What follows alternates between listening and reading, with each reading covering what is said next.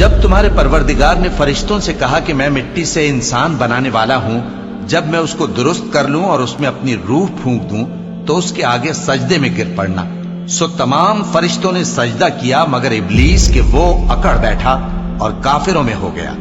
اللہ نے فرمایا کہ اے ابلیس، جس شخص کو میں نے اپنے ہاتھوں سے بنایا اس کے آگے سجدہ کرنے سے تجھے کس چیز نے منع کیا؟ کیا تو غرور میں آ گیا یا اونچے درجے والوں میں تھا؟ بولا کہ میں اس سے بہتر ہوں کہ تو نے مجھ کو آگ سے پیدا کیا اور اسے مٹی سے بنایا۔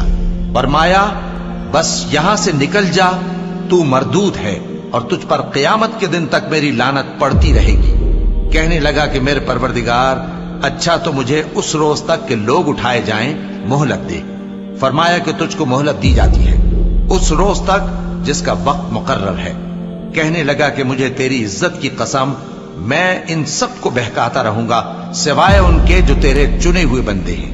فرمایا ٹھیک ہے، اور میں ٹھیک ہی کہتا ہوں کہ میں تجھ سے اور جو ان میں سے تیری پیروی کریں گے سب سے جہنم کو بھر دوں گا۔